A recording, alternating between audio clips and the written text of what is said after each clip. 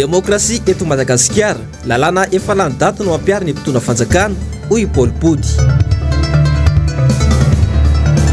Fampidirana sidina avy any ivelany, mitoy ny fanitsakitsaha ny mpitondra fanjakana, ny fepetra izay napetraka hoy Maître Antra Razafy Manatsoa. Fidiram-pianatra manala fanadinana, enjikensika ny fanarahana ny fandaharam-potoana. Tompo klasy sy tompo vavy manoatra ny arahaba omba ampiraritso ho antsika rehetra izay manaraka ny fahitalavitry ny MBS amin'ity harivariva ity. Tonga soa indrainao ato anatin'ny fampalalam-bavao ka manasanao ampanajana sy ampitiavana izay anaraka ny vavao hatramin'ny farany. Ho tanterana aminao avetrana ny fivoaran'ny valan'aretina coronavirus tamin'ny andron'ny omaly voaray teto ampelantanana tamin'ity androany ity katoizaory ny antsipiriany mikasika izay. Araka ny salanisany voaka androany dia tafiakatra 570 ireo olona maty n'ilay valan'aretina Covid-19 teto Madagasikara rehefa ny ampy 10 izany omaly alarobia. Teto amin'ny faritra Analamanga ny trangam-pahafatesana roa voalohany, nahitana trangam-pahafatesana roa ihany koa tany amin'ny faritra Menabe ary tany amin'ny faritra Atsimo Andrefana dia ny trangam-pahafatesana ray farany. Raiky amby 20 indray kosa ny tranga vaovao tamin'ny fitiliana, raiky amby 700 izay vita ka mbola neto amin'ny faritra Analamanga trany no ahitana isa betsaka indrindra amin'izany izay amin'ny totaly 720.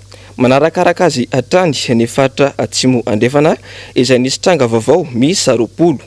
Mitotaly 720 ireo mbola manaraka fitsaboana amin'izao fotoana izao ka ny 7 amin'izy ireo ny fantatra fa ao anatin'ny tranga misy fahasarotana na ela antsoina hoe forme grave. Vavao ny fampianarana kosa indray dia efa nanomboka niditra omaly 10 Mey ireo mpianatra anala fanadinana araka ny fanapahan-kevitry ny mpitondra fanjakana. Etsy ankilan kosa dia nisy ny fepetra manokana no raisiny sekoly tsirairay avy entina isoroana ny fiparitahan'ny valan'aretina coronavirus eto Madagasikara. Isan'izany izao ity sekoly tsy miankina nanaovana fanadinana ity. Atsesika miray Mano Randriamalala. Nanomboka tamin'ity herinandro ity no niverina an-dakilasy ireo mpianatra anala fanadinana tato amin'ny sekoly tsy miankina iray eto Ambohimanarina ity toy ny tamin'ny sekoly sasany. Natsangana ny tompon'andraikitra manokana anara-maso ny fahasalamam-pianatra tsirairay avy. Atsangana ny comité de vigilance afahana mijery ny fahasalaman'ny ankizy an-dakilasy raha sanatsy misy kambo dia efa ao daholo mifepetsaretsaretsara hoe inona no atao amin'ny ankizy raha misy anankiray ajanona mianatra izy aloha andritra ny 12 andro manodidina anazy ajanona mianatra koa. Raha misy ny hoe ka anankitelo ao anatin'ny sala anankiray dia ny iray sala mihitsy ny aloha no mijanona 12 andro avy eo miverina an'izay iny avy eo. Zay zany ny napetraky ny protocole sanitaire izay namen'ny ministère ny fampianarana. Enjikensika ny fanenjehana ny fandaharam-potoana eto. Tahotra sao isy indray ny fanajanonana ny fampianarana tampoka. Mbola maro mantsy ny lesoka tavela tamin'ny herintaona. Lasa vola mivoaka ho an'ny sekoly ny fanotana boky hanenjehana ny fandaharam-potoana. Eo mihitsy antsika zao tamin'ny herintaona moa zany efa nisy an'iny lavaka be iny. Dia mila tena mafimafy mihitsy zany fanenjehana ny programma sy ny fampiakarana niveau amin'ny mpianatra tamin'ity. Dia eo mihitsy zany ny olana miankina efa ny mpampianatra moa io zany hoe ahoana ny ampiakarana ny niveau iny dia eo miara-miezaka zany mifampikondoha ny tompon'andraikitra rehetra sy ny mpampianatra hoe ahoana ny ampiakarana an'izay niveau izay. Dia araka ny teneniko teo mampiasa ny boky sy polycope izay ahafahana mandeha aingaikaingana kokoa zany sy ahafahana mamerina izay misy tsy hay dia mamerina manao révision misy fotoana amin'izay misy fotoana anaovana révision. Izay fanenjehana an'izay programme izay. Io tsy na tsy misy ny polycope tsy maintsy atao dikan'izay misy dépense be izay. Raha ho an'ity sekoly ity manokana izao efa noezahina novitaina ny fandaharana ho an'ny mpianatra fahadimy. Efa hiatrika fanadinana fotsy ihany koa raha ampitso. Vavao ny fampianarana izay hatrany efa ny farana ny 30 aprily lasa teo ny fisoratana anarana amin'ny fanadinam-panjakana CEPE. Ifarana rapitso kosa ny fisoratana anarana ho an'ny fanadinana BEPC. Miantso ny rehetra ny ministera fanabeazana pirenena araka izany ho an'izay mbola tsy navita izany fisoratana anarana izany. Fanazavana. Ny amin'ny fisoratana anarana ho an'ny fanadinana BEPC kosa dia rapitso fa 7 volana May no mifarana koa manentana atsika ray aman-dreny, atsika mpianatra, indrindra isika tompona andraikitra manao an'izany miandraikitra an'izany fisoratana anarana zany mba anatotosa tsakany sy andavany izany andraikitra zany satria hatreto aloha iarahantsika malala fa tsy mbola misy fiamorana ny datim-panadinana amin'ity taona 2024 ity, izany hoe ny fahen'ny volana jolay amin'ny fanadinana CPE ary fa ny fahasivany folo ka hatramin'ny 2020 volana jolay ho an'ny fanadinana BEPC. Izay no antony nanemorana ny farany fisoratana anarana io satria raha ny tokony izy dia tapaka tamin'ny volana avrily daholo ny farany fisoratana anarana na ho an'ny CPE na ho an'ny BEPC. Tsika moa zao efa volana May dia nisy fanemorana zany izy io. Vaovao ny fanatanjahantena kosa indray teny resaka tamin'ny mpanao gazety androany ny filoha-hevitry ny Fédération malagasy ny baolina kitra izay sady anatin'ny komity ny mpanatanteraka ao anatin'ny Fédération Yankomo izany. Momba ny raharaha ny FMF sy Nicolas Dupuis no atondresaka tamin'ity androany ity izay niteraka resabe Yankomo izany tena nivo ny fiarahamonina rehetra teny ary ny fanadadiana eo amin'ny sarotra indratsan'ny toky Ramarla.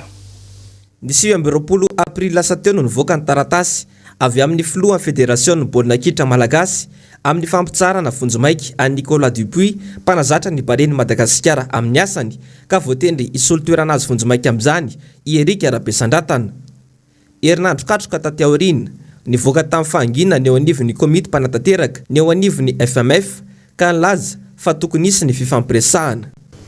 Ya araka ny hitantsika amin'ny tambazotra any angambany dia hoe ny 1 septambra ny lalao fifanitsanana momba ny Coupe du Monde izay atao any Qatar amin'ny 2022 dia midika izany fa tsy taritsika ary ao anatin'izay fotoana izay azo amboarina tsara, azo ifampiresahana tsara ary io resaka entraîneur io dia tokony tao anatin'ny fampiresahana tripartite, izany hoe na eo ny entraîneur izay moa ilay lazaiko foana hoe azo atao tsara ny antso azy dia nilazaina izy hoe reto tsy mety ataonao tokony ahintsinao, reto kosa nety tokony hoentinao foana. Izay zavatra izay zany ilaina ary ao anatin'ny contrat ny coach Dupuis raha tsy diso azy izay misy an'ilay hoe azo resahana l'amiable, izany hoe azo ifampiresahana ao anatin'ny fotoana fampandrosoana amin'ny baolina kitra. Noho izany dia ho hitantsika miandalana eo ny fivoarany toedrara satria tsika amin'ny septambra zany tsika vao manao match indray dia any akaikaiky ny septambra any tsika vao misy regroupement. Andrasantsika moa ny amoahan'ny FIFA ny daty no hoan'ny hoe atreto ilay porte izay avoaka amin'ny FIFA hoe azo anaovana ny match qualification dia amin'izay tsika mahita hoe ahoana ny anatsarantsika ny football eto Madagasikara. Ankoatr'izay dia lara-pamehana amin'izao fotoana izao ny fitadiavana ny lalao ara-piralahiana ho an'ny bareny Madagasikara ho hiatran'ny fanazavana. Ny regroupement dia mety azo eritreretina fa arakaraka ny fahafahan'ireo zoera tsirairay avy satria misy an'iny ataontsika hoe calendrier avoakan'ny CAF sy ny FIFA iny izay ahafahana manao an'ilay match amical sy regroupement satria mbola milalao any amin'ny toerana misy azy avy ny joueur rehetrarehetra fa amin'iny aloha zany no azo atao fa azo jerena ihany ny ataontsika hoe mety misy ny joueur eto toerana afaka atao regroupement izay mitovy amin'ny Ethiopie teo afaka atao zany. Eo koa ny any ivelany rehefa misy fotoana tokony afaka atao regroupement fa ny fotoana aloha dia voafetra mihitsy ho an'ny CAF sy ny FIFA ka izay fandaminana an'izay ho jerevantsika tsy ho ela zay ary efa hitantsika fa efa nolazaina teo hoe ny tokony lara-pahamehana tamin'ny fotoana izay amin'izao fotoana izao dia ny hoe fijerena hoe aiza ny ataontsika hoe firenena tokony hanao match amical amin'ny Madagasikara. Izay ny tena lara-pahamehana mba ahafahany joueurantsika mivondrona ao anatin'ny match izay atao. Raha ny vaovao farany dia nahemotry ny CAF amin'ny volana septambra ho avy izao indray ny lalao fifanitsanana amin'ny tompon-daka eran-tany amin'ny baolina kitra izay saika natao ny volana jona ho avy izao.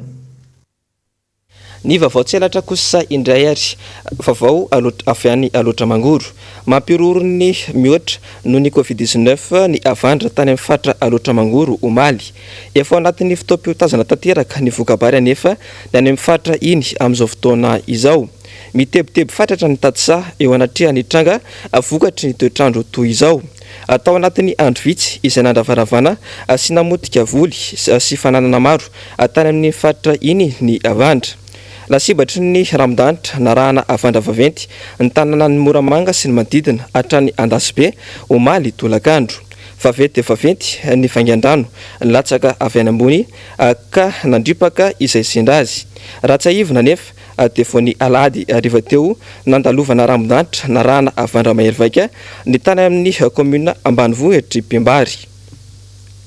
Vaovao ny sehatry ny jono kosa indray ho fitsinjovana ireo olona mivelona amin'ny jono izay misedra olana vokatry ny Covid-19 dia fantatra fa tsy mandoa tatao-kevitra ireo mpanjono madinika araka ny filan-kevitry ny ministra Omaly Dime izany. Eritaona ny faharetan'ny didim-pitondrana mametra ireo tatao-kevitra ho alohan'ireo sambo mpanjono amin'ny fahadranonmasina Madagasikara ireo. Mariana fa misokatra ny 12 Mei 2024 ho avy izao ny jono makamba ary noferana ho 10 ny isan'ny fahazahon-dalana mandritra ny eritaona nomena ireo orinasa mpitrandraka izany aty amin'ny fahadranonmasina Madagasikara. Vaovao ny tsy fandriampahalemana kosa indray rola 20 sy 20 taona no voasambotry ny polisy teny akadimbahoaka androany tokony ho tamin'ny 2 ora sy sasany maraina aratra vy tamin'ny andro jiro ny jirama no fantatra fa nisamborana azy ireo nandritra ny fisafona nataon'ireo mpitandro filaminana natratrarana azy rola sy ny naman'izy ireo ary ny iray hafa moa izay tafaporitsaka nandritra ny fanenjehana notazomina ary nalaina ambavany entsara-lalàna moa ireto farany alohan'ny anolorana azy ireo eo anatria ny fampanoavana amin'ny 10 ny volana Mei ho avy izao. Vaovao ny baolina kitra mondial 2024 kosa indray ahemotra amin'ny volana septambra, oktobra sy novambra 2024 ary martsa 2024 ireo lalao fifantsana-bondrina iadina ny tapakila ho an'ireo ekipa 10 ho solotena ny Afrika amin'ny fiadina ny amboara eran-tany amin'ny baolina kitra izay atao any Qatar ny taona 2024.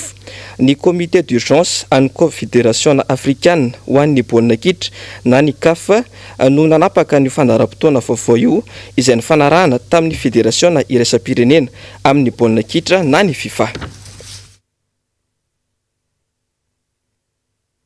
Ny vaovao maresaka iraisam-pirenena kosa indray raha ireo olona marefa sy somary nahazo taona no tena nomena vahana tamin'ny vaksiny fanefitra ilay valanretina Covid-19 izay nanomboka tamin'ny fotoana nanaparitahana izany maneran-tany dia fantatra ankehitriny fa efa misy vaksiny natokana ho an'ireo tanora 12 sy 17 taona ihany koa any Frantsa nanomboka tamin'ity androany ity. Ny ministry ny fahasalamana tany antoerana moa no nanambara izany tamin'ny fomba ofisialy tamin'ity androany ity. Miala rarombana Andry Rakotomalala. Misokatra ho an'ireo tanora tsy ampy taona eo anelanelan'ny 12 sy 17 taona any Quimper France any manomboka androany ny vaksiny fanefitra amin'ilay valanaretina Covid-19. Androany no namoaka ny torolalana mikasika ity vaksiny ity ny ministera ny fahasalamana ny antoerana ary notsindrina izy ireo tamin'izany fa ireo tanora manana aretina goavana sarotra sitranina ka tafiditra ao anatin'io salan-taona io no voakasika amin'izany. Ny vaksiny Pfizer-BioNTech ihany no nomena alalana sy natokana ho an'ireo tanora voalaza ireo. Antony dia no ireto farany atahorana ho tonga any amin'ilay tranga misy fahasarotana na ilay atao hoe forme grave tratry ny valanaretina ity. Tafiditra ao anatin'ireo aretina mitaiza sy goavana ireo izay eo andalam-pitsaboana ny aretina homamiadana, ny aretin'ny voa izay efa any amin'ny dingana sarotsarotra, ny famindrana taova, ny trisomie sy ireo aretina tsy dia fahita firy. Mariana fa efa nisy ihany koa ny lisitra ireo olona efa somary nahazo taona voan'ireo aretina voatanisa ireo izay ahina mafy ho tratran'ilay tranga misy fahasarotana ihany koa izay efa eo ampelantanan'ireo tompon'andraikitra ara-pahasalamana ny antoerana amin'izao fotoana izao. Raha omena ny salanisa tsotsotra dia mitotaly 8 hetsy eo ireo olon-dehibe tratran'ireo aretina ireo any an-toerana. Tao anatin'ny andro vitsivitsy izay dia nanitatra ny lisitra ireo olona azo ny vaksiny fanefitry ny valana aretina COVID-19 ny gouvernement any Frantsa ahafahana manafaingana ny fampelezana izany. Nilaza moa ny filoha Emmanuel Macron ny zoma lasa teo fa hisokatra ho an'ireo olon-dehibe tsy ankanavaka ary tsy misy fepetra ny vaksiny fanefitry ny COVID-19 manomboka ny 15 ny volana Jona ho avy izao.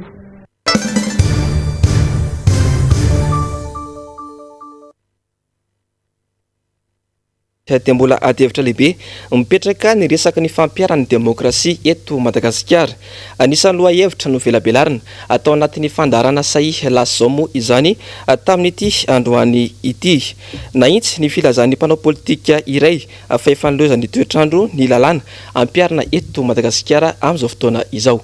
Ary ao ny fanedadiana nataony namana mpanao gazety Miala Ranomana teo amin'ny sariny Andry Rakotomalala.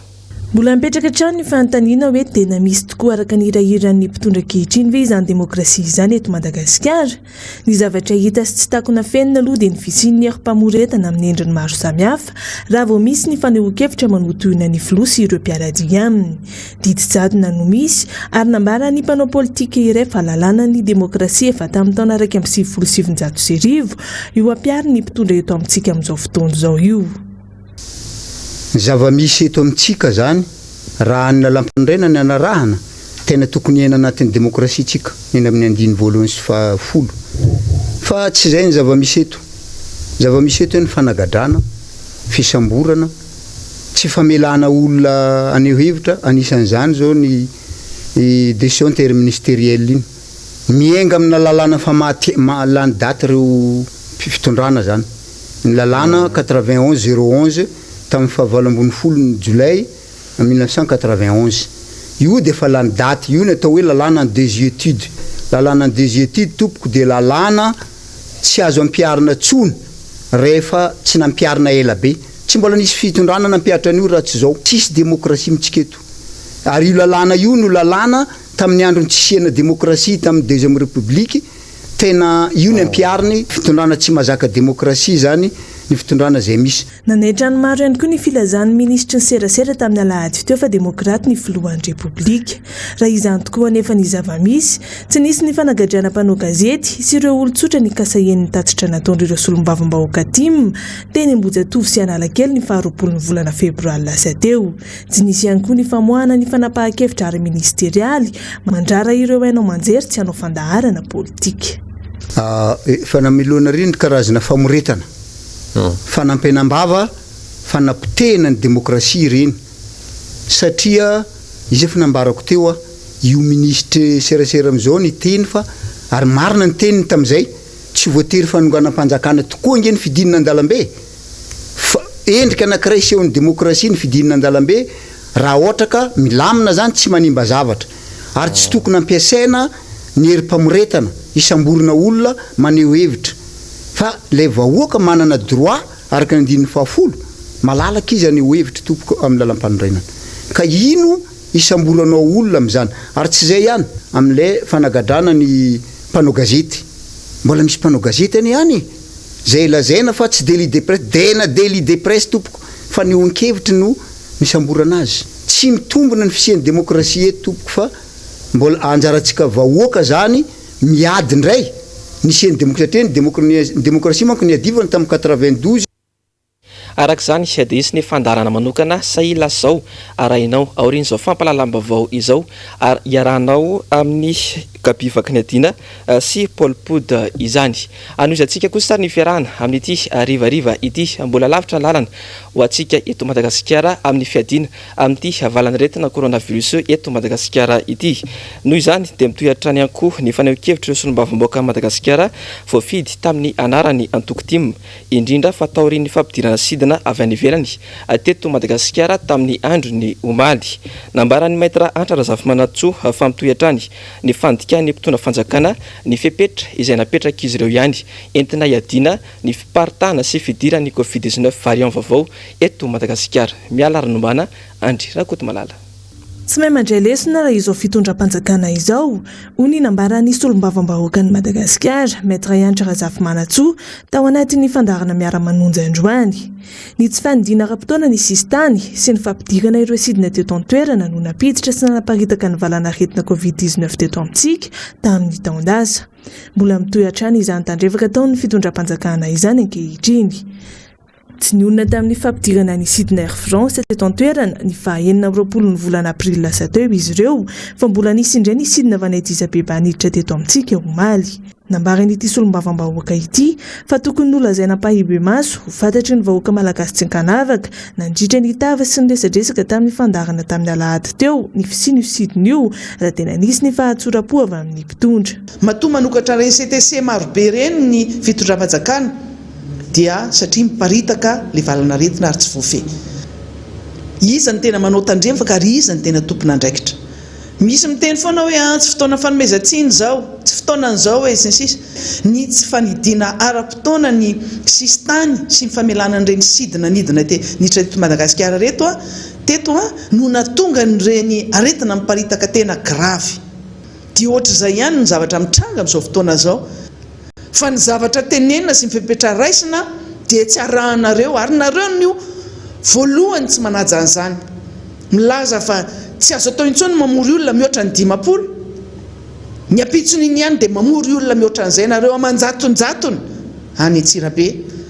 Dia mandeha mitety faritra indray satria nilazaina fa hoe midy indray ny faritany, midy ny sistany, midy tsy azo andianana ny etsy dia iza indray no tsy manaja an'izay fepetra sy ny zavatra ny teneninareo izay mbola fitondram-panjakana ihany.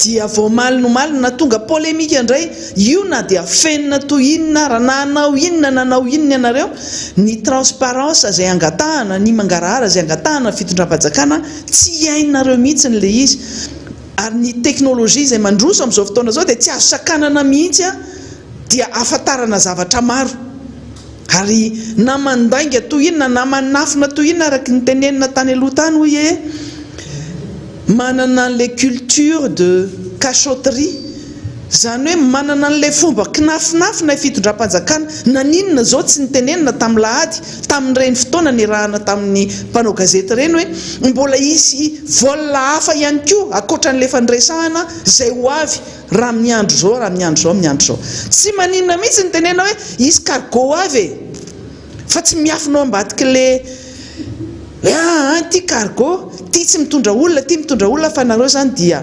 tratra foana ary tratry ny olona na inona tenena dia nisy fiaramanidina tonga teo ka raha itenenareo fa cargo le tonga teo dia nivoaka avao aloha dia nisy olona nisy masera nisy équipage-na avion olona malagasy nisy vahiny nisy olon-tsotra reny ve le entana lasa entana ny olona amin'izao fotoana zao satria nandeha cargo. Inona indray no ambaran'le fitondram-panjakana, inona indray no lazain'le ministra ny fitaterana ao anatin'izay. Nosoketena ho mpanakorotana sy mpanonga-panjakana hatrany atoko-panohitra raha hanamaky bantsilana ny zava-misy marina eto amin'ny firenena. Tsy takona fenina intsony anefa ny oeraoera ataon'ny fitondram-panjakana izay tsy mitondra na inona ho an'ny vahoaka malagasy izay efa saika miaina ny ngidin'ny fahasahiranana amin'izao fotoana izao. Manao oeraoera zany mbola mamaika zao, manao oeraoera. Mandeha manao fisehoana etsy misy tena famotehana tanteraka an'izany classe moyenne zany efa tsy misy tsony eto Madagasikara. Zany classe moyenne zany no namelona ny économie malagasy fa zao no misy dia na ny olona tena manambola tena manan-karena tafiditra ao anatin'izany ireo karana sasatsasany izay niresahantsika tao anatin'ity herinandro ity izay mieritreritra fa tena tompony ity Madagasikara ity dia zay le karazan'olona voalohany le tena manana mimpanan-karena indrindra sy ny mantra indrindra fa le eo anelan'elan'le classe moyenne dia tsy misy tsony. Efa nazava le zavatra voalaza teo hoe inona ny antony mahatonga an'izany fa mbola le fitantanana fitondram-panjakana mbola amongotra hatrany amin'ny farany hatrany amin'ny faka farany mihitsy zany classe moyenne zany tsy mitaraina ny vidim-piainana tsy midina mihitsy fa miakatra io zany manao lanja miakatra ny vidim-piainana. fa vao ny politika izay hatrany dia mpanao politika iray androany no niresaka taminay momba ny raharam-pirenena misy eto Madagasikara amin'izao fotoana izao. No resahana nandritra izany ankoa ny fanarenana ny toe-karena eto Madagasikara sy ny ady amin'ny Covid-19. Ny andindin'izay eo amin'ny sary sy ny ratsahany Toky Ramarla. Roa taona sy tapalatsaka kely zay nijoroany ity fanjakana any Rajoelina ity. Aiza ho aiza isika eto Madagasikara amin'izao fotoana izao. Nanahoana ny fiainan'ny malagasy taorian'ny fanonganam-panjakana tamin'ny taona 2020. Sahirana tanteraka ankehitriny ny malagasy ary tsy mbola nisy fahantrana lalina sy fahasairanana tahaka izao. Ny aretina tsy voafeh, ny vidim-piainana tsy mitsaha miakatra. Noho izany, ilay ny mpitondra fanjakana ny miantso fifampiresahana amin'ny ankoalavika rehetra eto Madagasikara hoy ny KMSI. Efa nilaza foana, iza moa tsy niteny teto, niteny ny mpanohatra tamin'izany.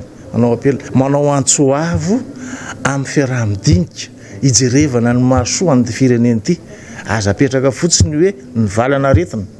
Fa ho anay tena ny raharam-pirenena amin'ny ankapobeny mihitsy mila fitoniana ny firenena. Ka manao antsoavo amin'ny président de la République hoe atao vrai ny état généraux des partis politiques afahana mijery ny firenentsika indrindra fa afahantsika miotra zany amin'ny resaka toe-karena zany le relance économique. Izay tsy vita amin'ny fanjakana rery zay fa tsy maintsy ny rehetrarehetra miara-misalaha amin'izay. Ka rehefa tsy vonona amin'izay ny fanjakana dia mifampitady eto foana zany ny mpanohatra sy ny mpitondra fanjakana. Dia izay ve ny tombontsoa an'ny firenena. Tsy misy afa-tsy mifampidinika hijerevana amin'ny mahasoa. Nambaran'ity mpanao politika ity hatrany fa tsy vahaolana mihitsy ny fidirana amin'ny fihibohana sadasada isaky ny farany herinandro.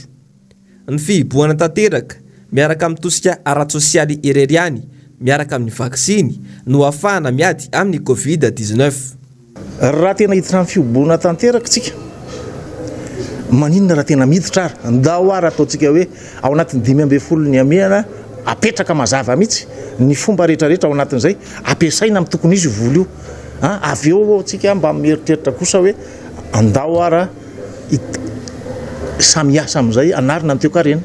Fa izao ngely izy manalasala ohatry ny vozona koa. Sabotsy lady ianao mihiboka, ny andavanandro ianao miasa sy mifanerasera manolona. Dia hoy za hoe tsy mety ihany le fomba fandraisana andraikitra ao anatin'ilay izy. Tsy fantatro ny fitsitsiana ve, ny tsy fisimbola ve no mahatonga an'izany ka ny aim-bahoaka no atao kilalao anatin'ilay izy. Fa ho anay KMSI dia hoe idio tanteraka ary. Dia io misy vola andao ampiasantsika ao anatin'izay. Izay ny tratra ao anatin'ilay izy. Ka ho anay KMSI zany dia ametraka izay hoe amin'izao fotoana izao hoe miantso ny fokon'olona mihitsy any amin'ny quartier sy ny amin'ny fokotany ray manontolo eny anangana le andro masom-pokon'olona ho amin'ny sohim-bonana. Anao inona andray andraikitra eny amin'ny fokotany misy azy tsiraray avy eny.